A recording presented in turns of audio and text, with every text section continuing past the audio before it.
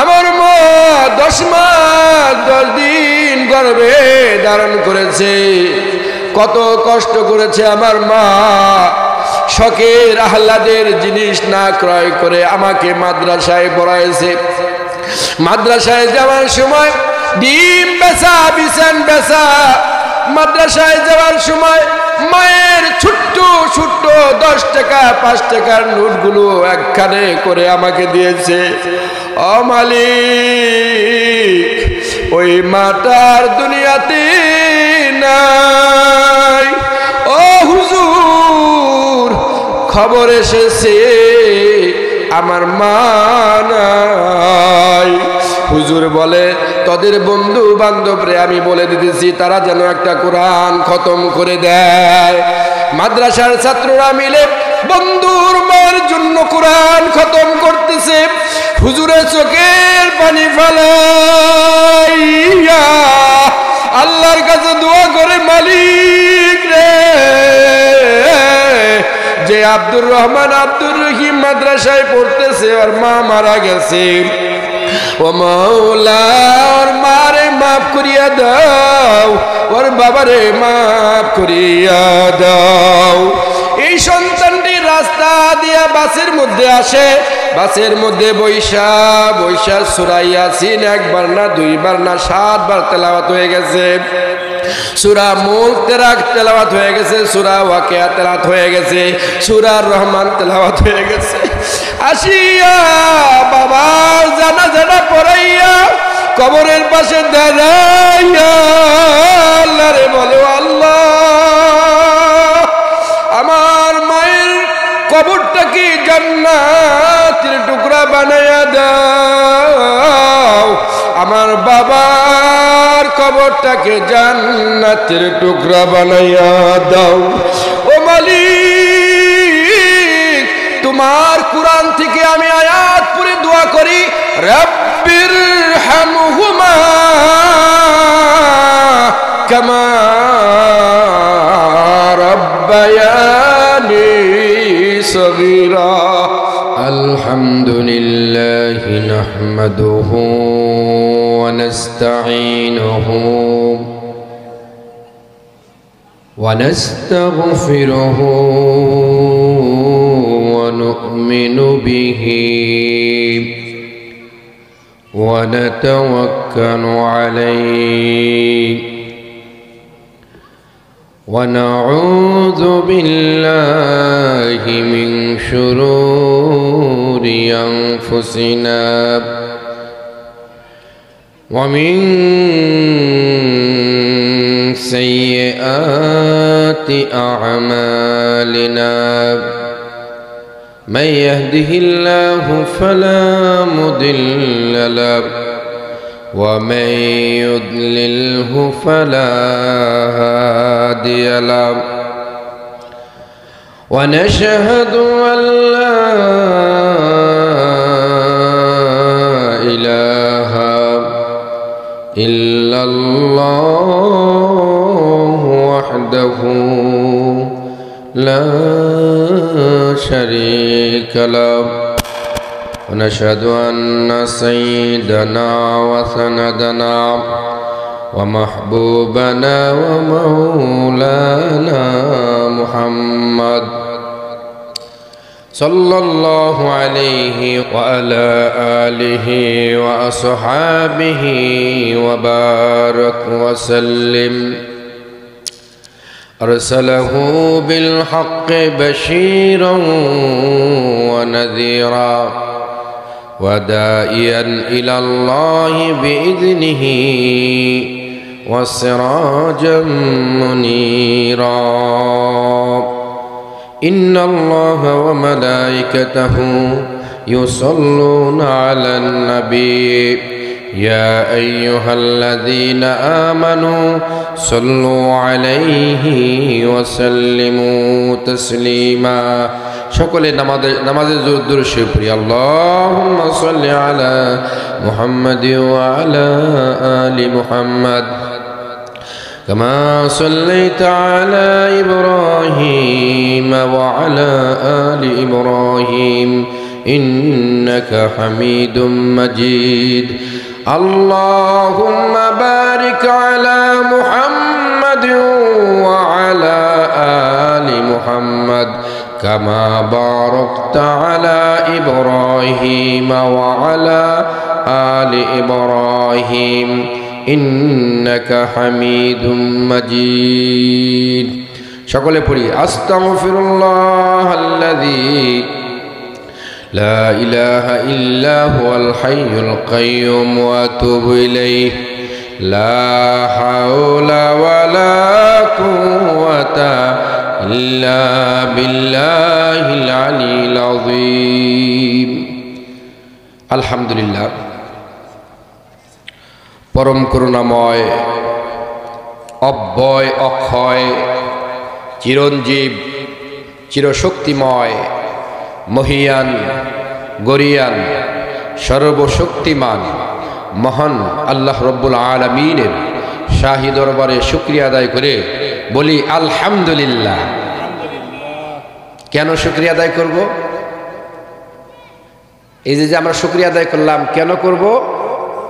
আল্লাহ আসমানের নিচে, জমিনের উপরে সবচাইতে বড় নিয়ামত দিয়েছেন আমাদের কালেমা। আমরা মুসলমান, মুসলমান জান্নাতে যাবে, এই জন্য সকলে জোরে সুরে বলি আলহামদুলিল্লাহ। এই পৃথিবীতে যত নিয়ামত আছে আদম সন্তানের জন্য, সবচেয়ে বড় নিয়ামত হলো আদম সন্তান নিজে দাবি করতে পারে আমি মুসলমান, আমি আল্লাহর বান্দা, আমি মুসলমান। এর চেয়ে বড় নিয়ামত পৃথিবীতে আর হবেও না, হতে পারে না। বলি আলহামদুলিল্লাহ। কেন শুকরিয়া আদায় করব? আমরা যখন রুহের জগতে ছিলাম, আমরা আল্লাহকে বলি নাই আল্লাহ আমাদের এই রুহটা মুসলমান মায়ের পেটে পাঠাও, বলছি? বলি নাই। আল্লাহ দয়া করে, মায়া করে, করুণা করে, মোহব্বত করে, ভালোবেসে আমাদের রুহটা মুসলমান মায়ের পেটে দিয়েছেন। বলি আলহামদুলিল্লাহ।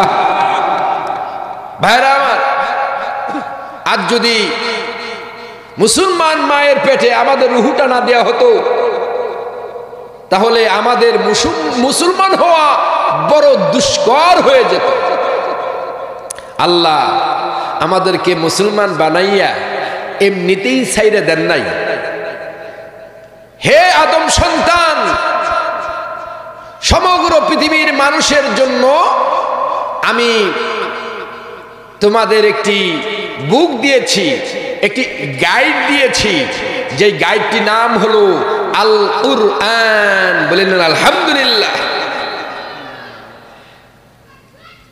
এই কুরআন মানুষের কি দেখায়? এই কুরআন মানুষকে তার নিজের পরকালের রাস্তা দেখায়, জান্নাতের যাওয়ার রাস্তা দেখায়, জাহান্নাম থেকে কিভাবে ফিরবে, কোন কাজ করলে জান্নাতে যাবে, কোন কাজ করলে জাহান্নামে যাবে, কোন কাজ করলে মানুষ সফলকাম দুনিয়াতে আখিরাতে, কোন কাজ করলে মানুষ ক্ষতিগ্রস্ত দুনিয়াতে আখিরাতে। এই কুরআনুল কারীমে আল্লাহ সম্পূর্ণভাবে বিস্তারিত বলে দিয়েছেন। বলি আলহামদুলিল্লাহ। এরপর যেগুলো বাকি আছে আল্লাহর নবীকে ওহীর মাধ্যমে, আল্লাহর নবী তা হাদিসের মাধ্যমে বর্ণনা করে দিয়েছেন। বলি আলহামদুলিল্লাহ। আসুন, এই কুরআন কেন নাজিল হলো, কেন দেওয়া হলো? আপনার আমার বাড়িতে যন্ত্রাংশ, ইলেকট্রিক্যাল মেশিন, স্যালো মেশিন, যত রকম মেশিন আছে, প্রত্যেকটি মেশিনের সাথে, একটা মিক্সার মেশিনের সাথে একটা ক্যাটালগ দেওয়া হয়। বলা হয় এই ক্যাটালগ অনুযায়ী এই মেশিনকে পরিচালনা করবে। এটা ডিজেলে চলবে, এটা অকটেল পেট্রোলে চলবে, এটা কারেন্টে চলবে। তোমরা যদি ডিজিটাল আর অকটেলে যেটা চলে এটাকে তোমরা বিদ্যুৎ দিয়ে চালাতে পারবে না, জেনারেটর দিয়ে চালাতে পারবে না, কারণ এটার গাইডলাইন দেওয়া আছে। আর ঠিক একটা মানুষকে মাথা থেকে নিয়ে পা পর্যন্ত 3.5 হাত বড়ি, সংসার থেকে নিয়ে রান্নাঘর পর্যন্ত চালাবার মতো ক্যাপাসিটি, রীতি নীতি সব দেওয়া হয়েছে এই কুরআনে। বলি আলহামদুলিল্লাহ। কুরআন হলো মানুষের জীবনের ক্যাটালগ, যার নাম হলো পাথেও। বলি আলহামদুলিল্লাহ। In the name of Allah, the kind, the merciful, the doer serve and to the doer prefer help. আল্লাহর নামে আল্লাহ কুরআন শুরু করলেন এবং আল্লাহ বললেন দয়াময় করুণাময় আল্লাহ, যিনি এই কুরআনকে শুরু করেছেন প্রথমে সূরা ফাতিহা দিয়ে। এই সূরা ফাতিহা দিয়ে শুরু করার পর পুরা সূরা শেষ করা হলো নাজ দিয়ে। এই কালামুল্লাহ শরীফকে শেষ করা হলো সূরা নাজ দিয়ে। আর সূরার শুরুতে, সূরা ফাতিহার শুরুতে আছে বা, আর সূরা নাসের শেষে আছে নাস, বা আর সিন দিয়া বাস। অর্থাৎ হে পৃথিবীর মানুষ, হে পৃথিবীর মানব মণ্ডলী, নারী আর পুরুষ, তোমাদের জন্য এই কুরআনুল কারীম এনাফ, যথেষ্ট। এটাই তোমাদের জন্য বাস, তা তোমরা মেনে চলবে। বলি আলহামদুলিল্লাহ। কুরআনুল কারীম মানলে কি লাভ? মানলে হলে এই কুরআন মানুষকে জান্নাতে নিয়ে যাবে। বলি আলহামদুলিল্লাহ। না মানলে জাহান্নামে নিয়ে যাবে। কই? জাহান্নামে। কুরআন মানলে এই কুরআন জান্নাতে নিয়ে যাবে মানুষকে, আর কুরআন না মানলে এই কুরআন মানুষকে জাহান্নামে নিয়ে যাবে। কুরআন মানলে মানুষ দামি হয়ে যায়, না মানলে মানুষ জাহান্নামী হয়ে যায়। ভাইরা আমার, কেমন ভাবে কুরআনুল কারীম মানুষের স্পর্শে আসার পর মানুষকে একটা হীরকখণ্ড, একটা ডায়মন্ড বানায়া দেয়। সুবহানাল্লাহ বলেন। কেমন? এই কুরআনুল কারীম যেই মানুষের ভিতরে যায় ওই মানুষকে জান্নাতি বানায়া দেয়, মূল্যবান বানায়া দেয়, এবং কোরআন পড়নেওয়ালা পিতা মাতাকেও জান্নাতি বানায়া দেয়। বলি আলহামদুলিল্লাহ। আমি বলবো অল্প সময়ের মধ্যে আমি শেষ করবো ইনশাআল্লাহ। এই কুরআন যারা মানছে, কিয়ামতের মাঠে এই কুরআন তাদেরকে খুঁজে বের করে আল্লাহর কাছে নিয়ে যাবে এবং সুপারিশ করবে। আল্লাহ, এই আল্লাহর বান্দা আব্দুর রহমান, আব্দুর রহিম, আব্দুল জব্বার, আব্দুল সত্তার, আব্দুল কুদ্দুস, এই সমস্ত বান্দা বান্দিরা ফজরের পর কুরআনুল কারীম পড়েছে, আমাকে মেনেছে, 5 ওয়াক্ত নামাজে কুরআন পড়েছে, আমাকে মেনেছে, আমার ভিতরে যে হালাল আছে গ্রহণ করেছে, আমার ভিতরে যে হারাম আছে বর্জন করেছে। আমি মাওলা তোমার কাছে ফরিয়াদ জানাই, মাওলা, আমি কুরআনকে যে পড়লো, আমল করলো, আমি তারে জান্নাতে না দিয়া ছাড়বো না। সুবহানাল্লাহ। এই কুরআনুল কারীম আবার বলবে মাওলা কারীম, আমি অমুক বাড়িতে তাকের মধ্যে ময়লা পড়ে গেছে, আমার উপর 1 সুতা 2 সুতা পরিমাণ, আমাকে বৎসরে একবার ধরে নাই, আমাকে বৎসরে একবারও পুছে নাই, আমাকে পড়ে নাই, আমাকে ধরে নাই, মরার আগ পর্যন্ত তার শিকার মধ্যে, তার তাকের মধ্যে পড়েছিলাম, আমাকে পিপিলিকায় খেয়েছে, আমাকে পোকা মাকড়ে খেয়েছে, কিন্তু আল্লাহর বান্দা প্রতিদিন টিভিকে মুছতো, ফ্রিজকে মুছতো, তার সুখে মুছতো, কিন্তু আমি কুরআনকে দূরে দেখতো না। ও মালিক,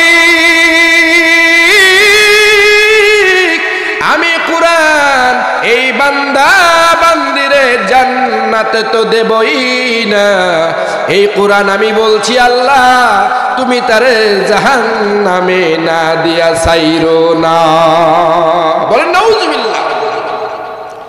ভাইরা আমার, আমরা যদি আমাদের সন্তানকে মাদ্রাসায় পড়াই, দুনিয়াতেও বাদশাহী জিন্দেগি, আখিরাতেও বাদশাহী জিন্দেগি। কেমনে ভাবে? আল্লাহর রাসূল বলেন, যেই ব্যক্তি তার সন্তানকে মাদ্রাসায় পড়ালো, মাদ্রাসায় যাইয়া আউযু বিল্লাহ বিসমিল্লাহ শুরু করে দিবে, আল্লাহ রাসূল বলেন ওর দাদা দাদি নানা নানি আহলে আয়ালের পরিবারের সবার গুনাহ মাফ করে দাও। সুবহানাল্লাহ। আজ আমরা বলি আমাদের সন্তান কথা শুনে না, আমার সন্তান বাদ দেয় না, আমার সন্তান বউর কথা শুনে, বউ যা কয় তাই করে। আজ আমি লাগাইছি তেঁতুল গাছ, চাই আমি ফজলিয়াম। কি কন ভাই? লাগাইছি তেঁতুল গাছ, চাই আমি ফজলিয়াম।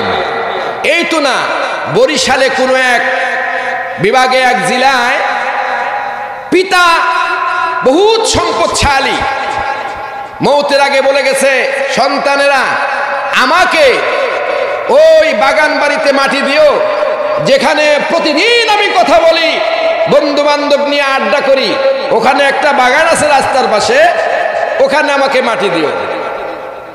বাবার ইন্তেকাল হয়ে গেছে, এখন বাবার কথা অনুযায়ী যে তাকে, ওসিয়ত অনুযায়ী যে তাকে দাফন করবে, সন্তানেরা বলে না, ওই জায়গায় দাফন করা যাবে না।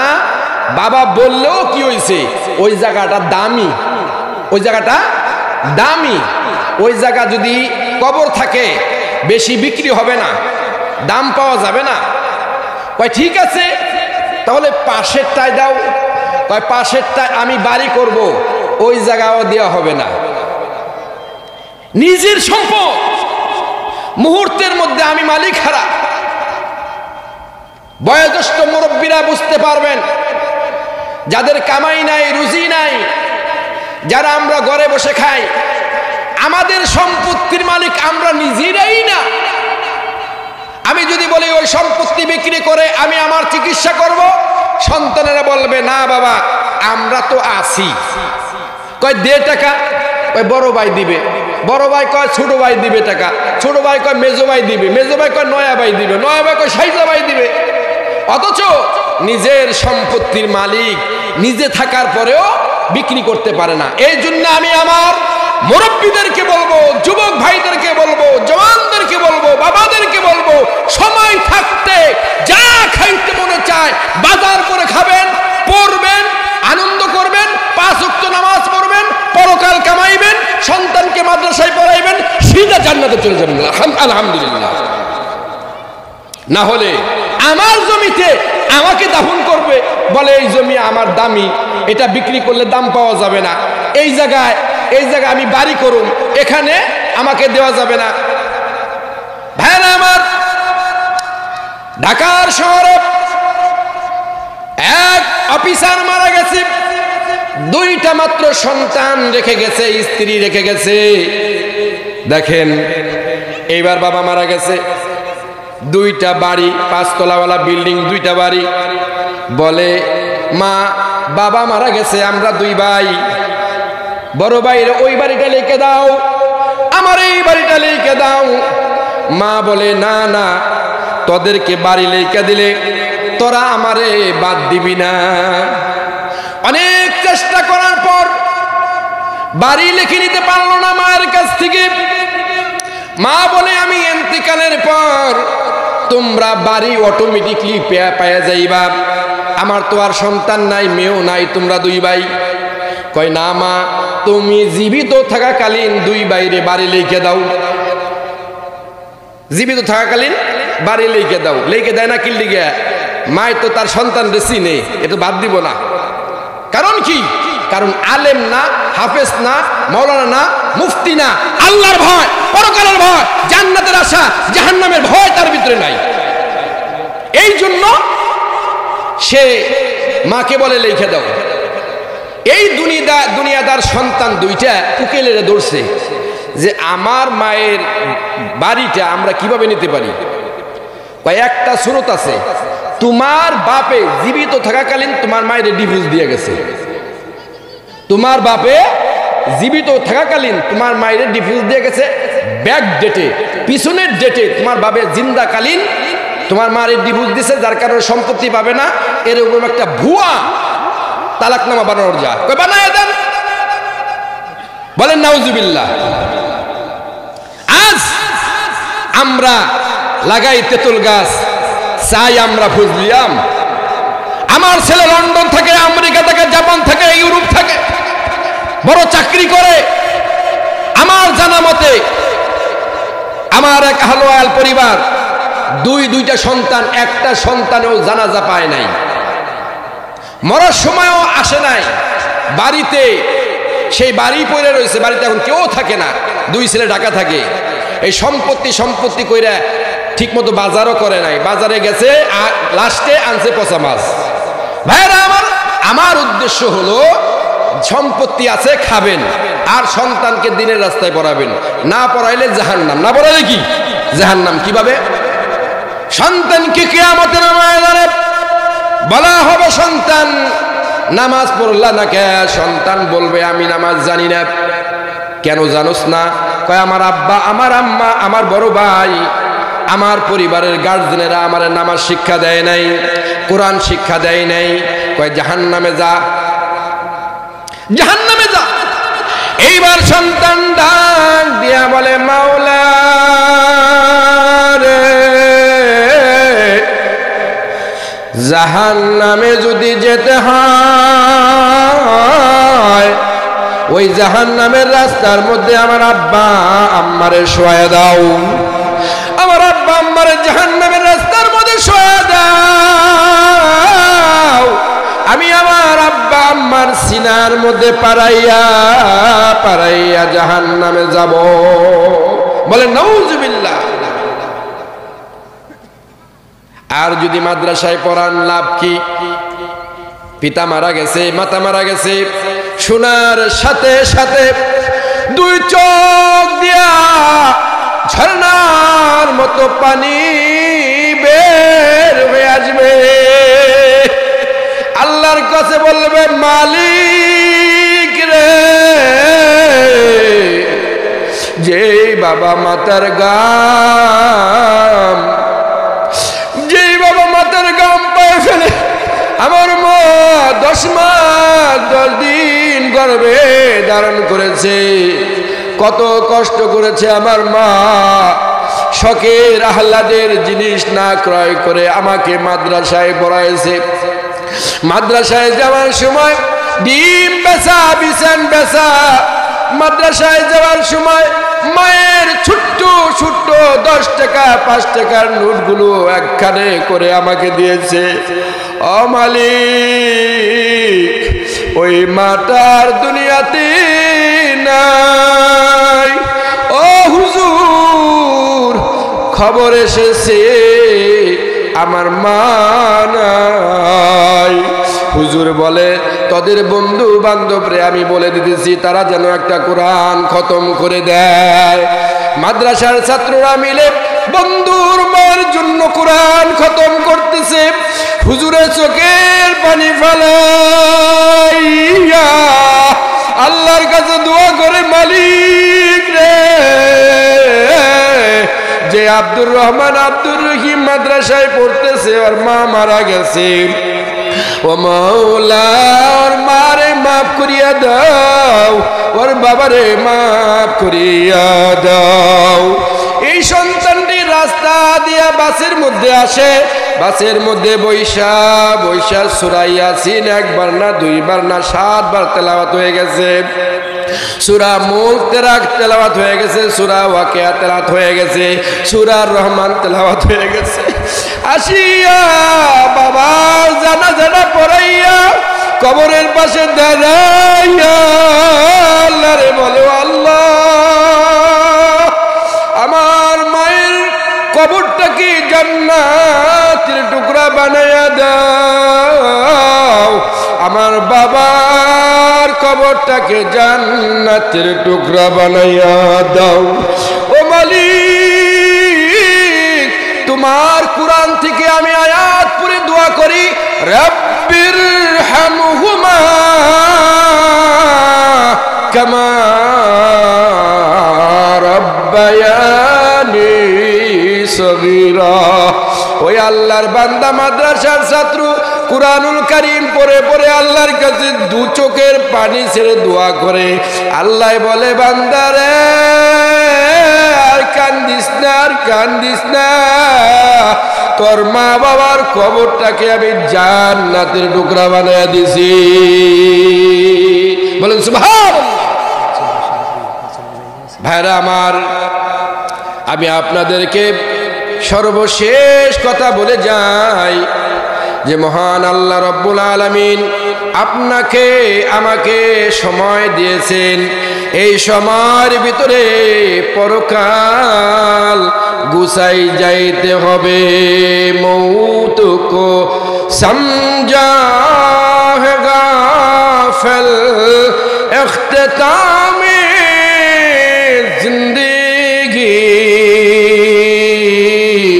दर हकीकत मौत तो है सुबह दवा में जिंदगी। কিছু মানুষ মনে করে মরে গেলাম, আমার জিন্দগি শেষ হয়ে গেল, আমার বডি মাটির সাথে মিলে যাবে, পচে যাবে, হাড্ডিগুলো টেম্পারেচার নষ্ট হয়ে মাটির সাথে মিলে যাবে, আমার কোনো হিসাব নাই, নিকাশ নাই।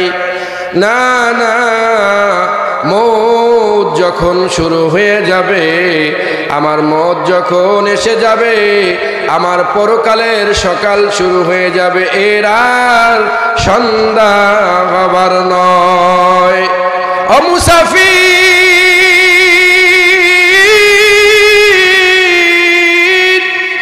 বন্দ গাঠুরি,